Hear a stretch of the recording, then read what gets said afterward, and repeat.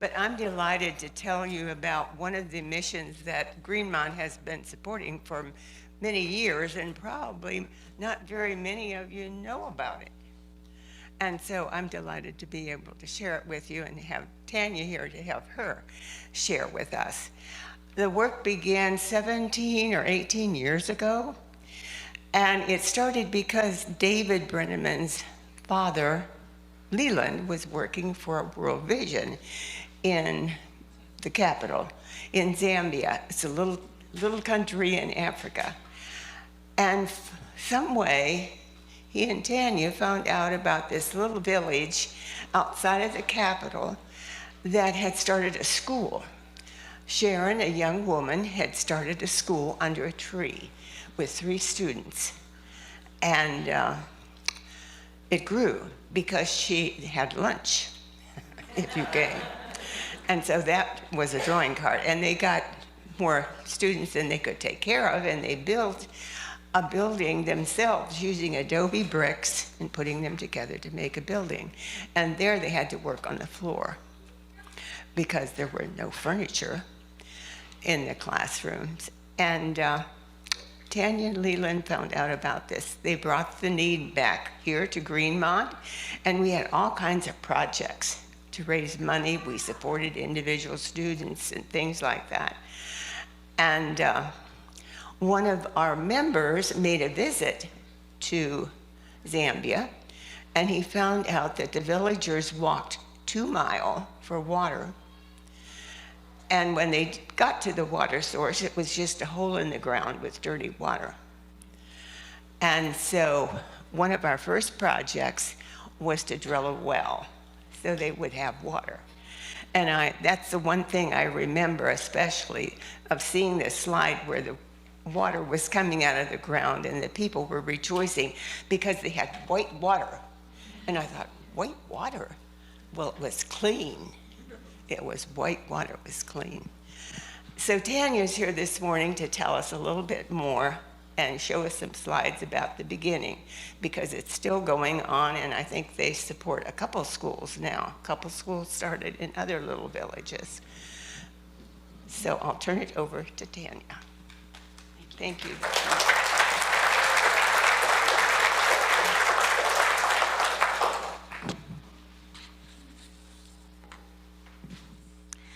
Good morning, Greenmonte family.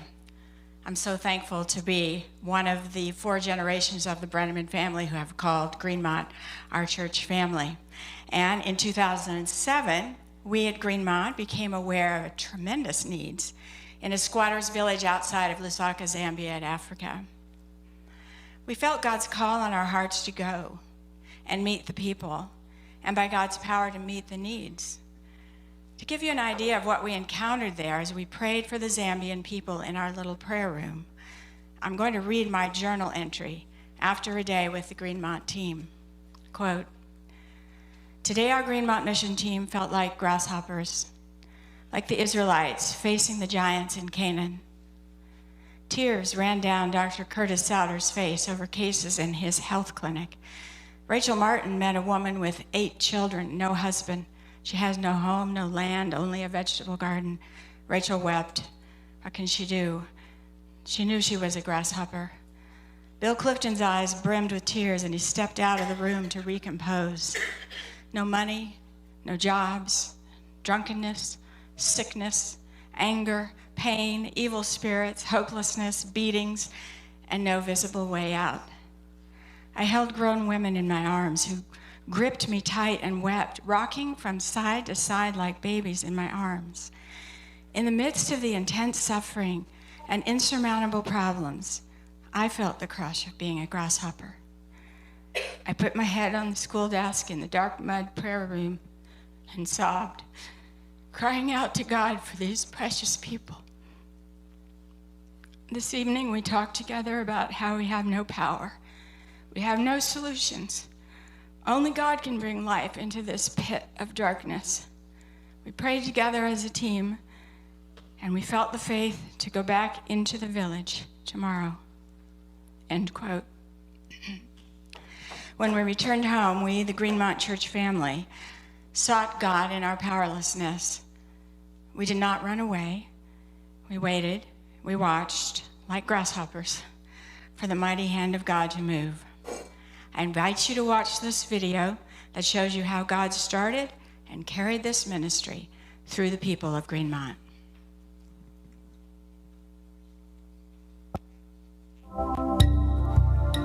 This is Silita and her cousin Stella.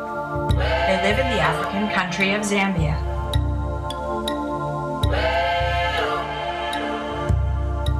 They are orphans because all of their parents died of AIDS.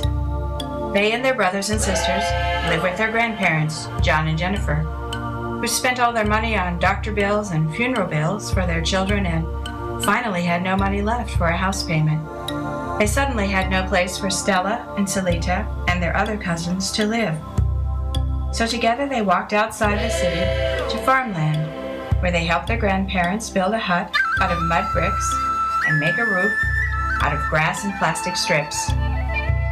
In the rainy season, rain pours through the roof, soaking the mud floor where they sleep. They have no bed, very few clothes, and not enough food to eat. They are hungry, cold, and sick from drinking the only water they can find, dipping it from a hole in the ground and carrying it home in a jug. There is no clean water. There is no electricity. There are no toilets. There is no school. Every day they feel sad because they lost their parents, lost their homes, and lost the hope of going to school so that one day they can get a good job and take care of their families. This is what is happening to many children in Zambia.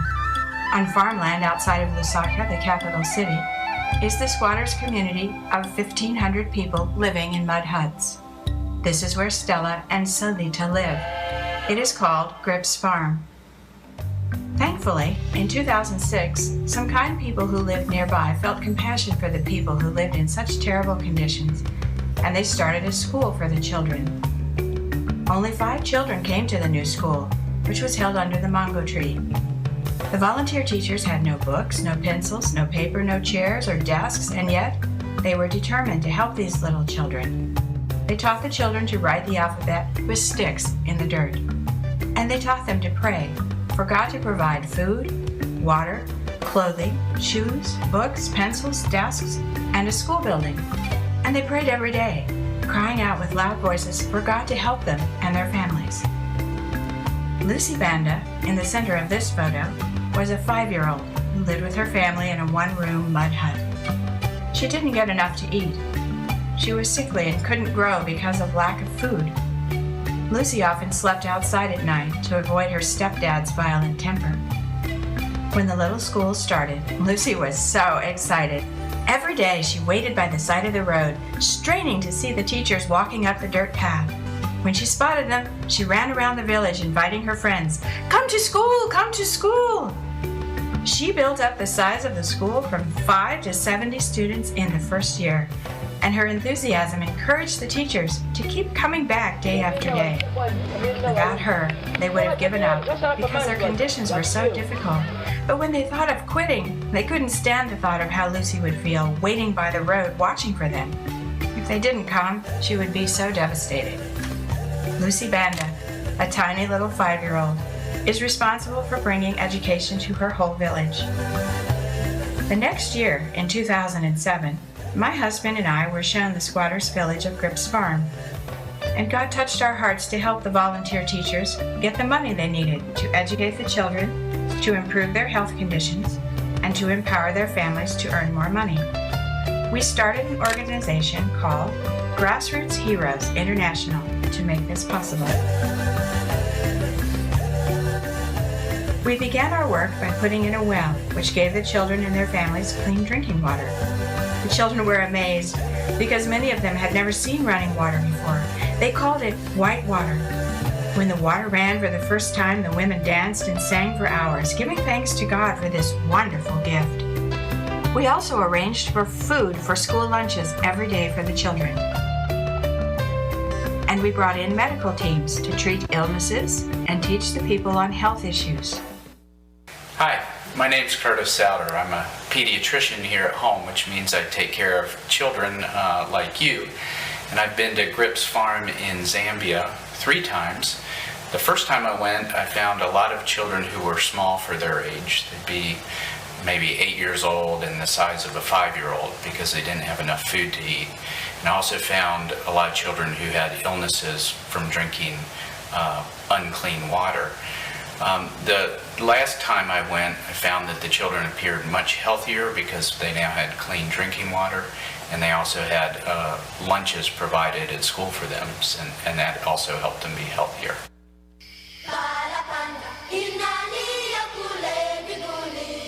Next, we began to improve their education. We built schoolrooms, bought desks, textbooks, and school supplies. Lucy Banda could now sit on a proper desk, use paper and pencil, and learn to read from books.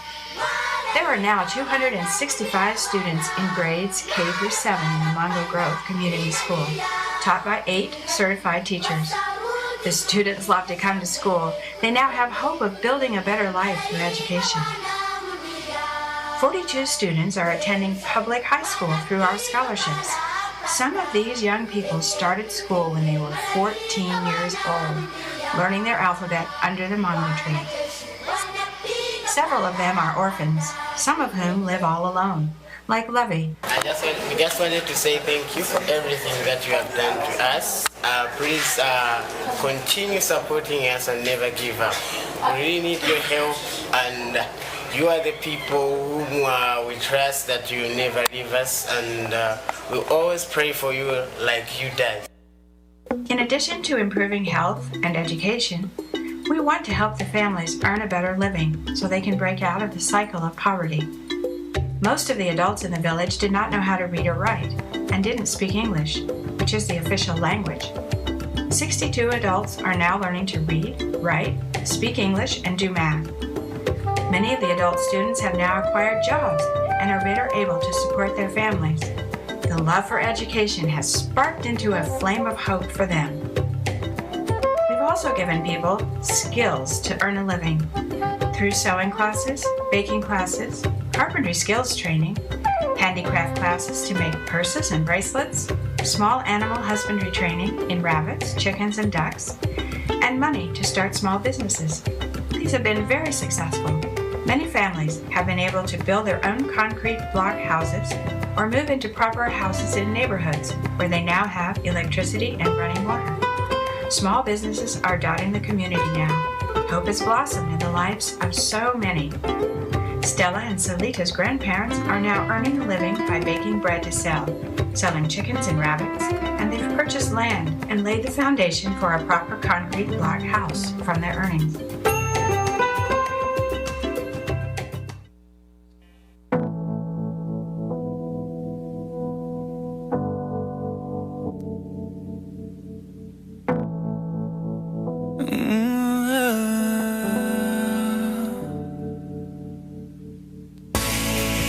When the road is steep, when your hope gets weak, know the Father hears the silence and the tears you. The children were always taught about God and trained to pray for God to meet their needs. We are supporting the teachers' work of teaching the children about the love of Jesus for each of us. Next, you will get to hear the children singing praise songs and reciting scriptures.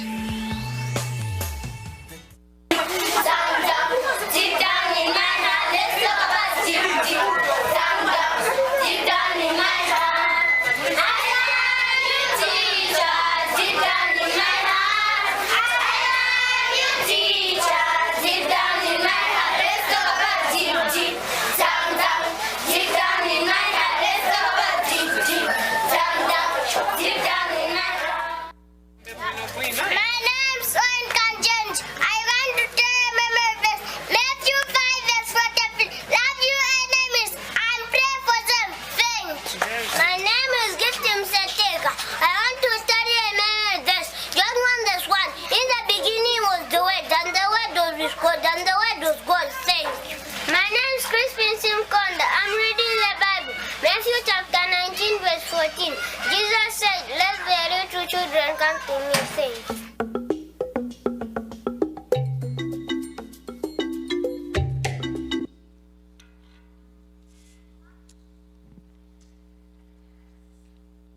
This video shows you how we got started, and it was the people of Greenmonte who gave, who went, and who made this happen.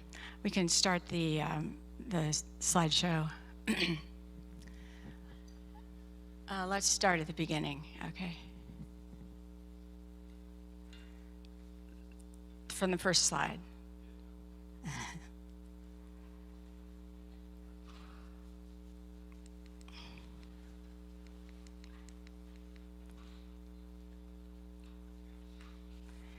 We had many, many people from Greenmonte who went, scores of people.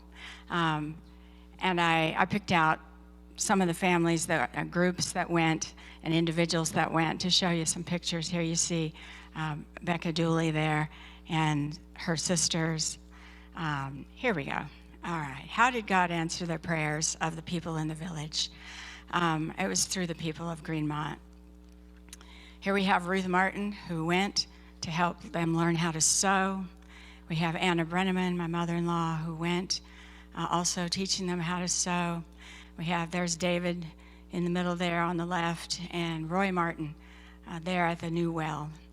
And there's Dana Stolzfus teaching health to the community, helping in the health clinic. There's Kim and Brooke, loving on the people.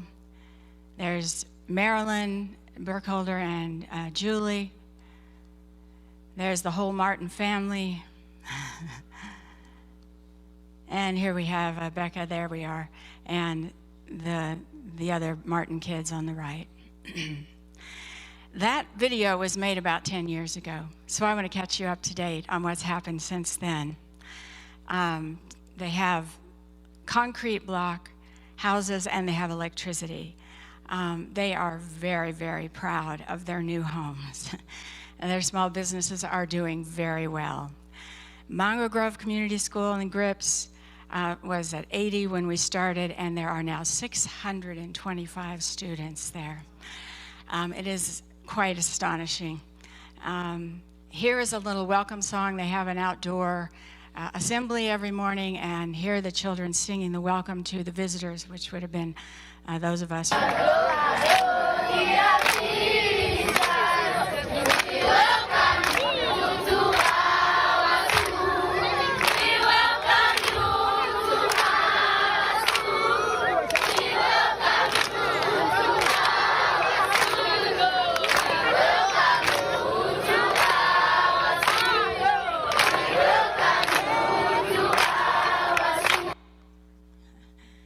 Classes can have up to 60 students in a room. They sit 3 to a desk. Here's some of the high school students. They're required in Zambia to wear a certain uniform, and that's how they look. The youth group is one of the most powerful parts of the ministry right now. Those children who are getting scholarships to go to public high school, they are required to attend youth group. They receive spiritual encouragement, biblical teaching, guest speakers who inspire, good values are instilled. And this was, Rodney and Renee Martin started this youth group on their mission team, and they are still remembered, and the kids will actually say, the Martins, how are the Martins? And it is going strong. There are currently 161 students in that group. Here is I went to one of the youth meetings, and here's their choir singing.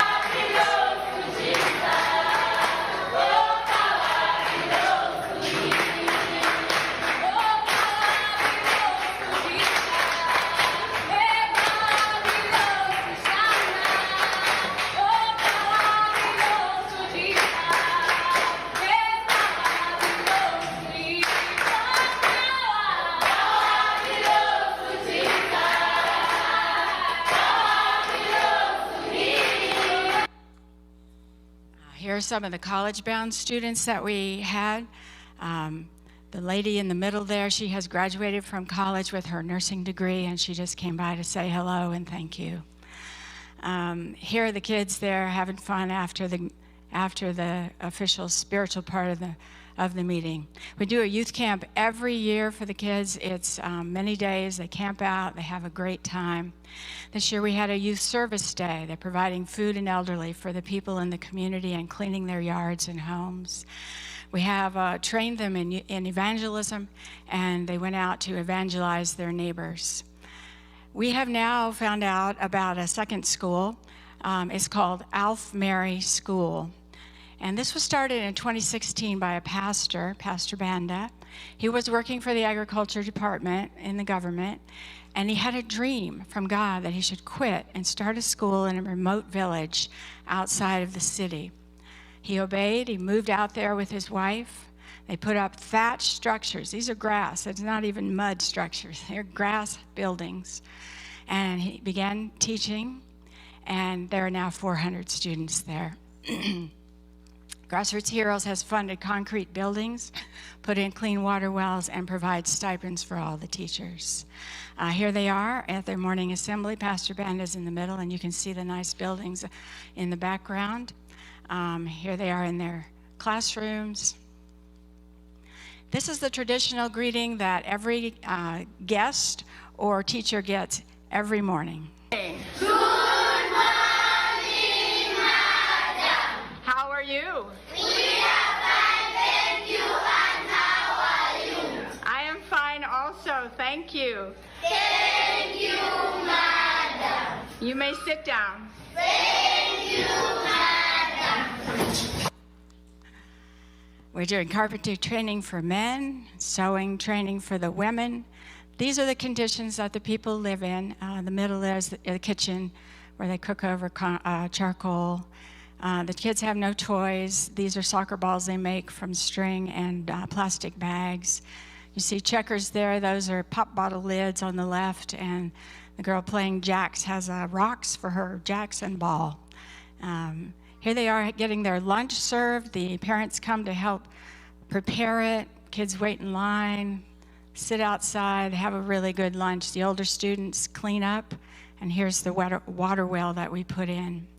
Here's the third school that we're now supporting. It's called Eastview School, started by Beatrice in the squatters village. There's no land ownership yet, so we can't build until there's land is titled.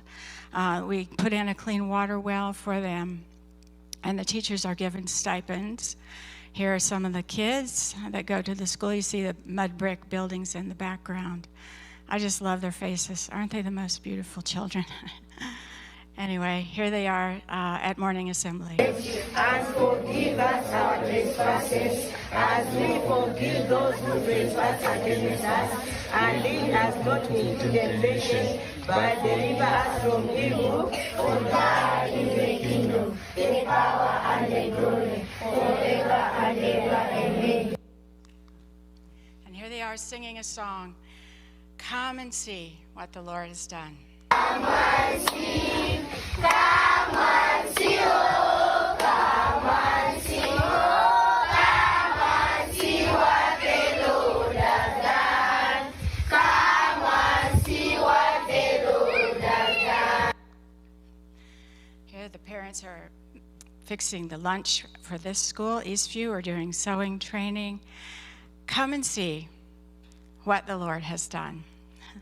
We're educating and feeding 1,000 students, spiritual instruction through the youth group, skills training for adults, clean water wells, monthly health clinics for Grips Farm, 161 high school students, and we have college scholarships for 17, and we have 16 that have already graduated from college.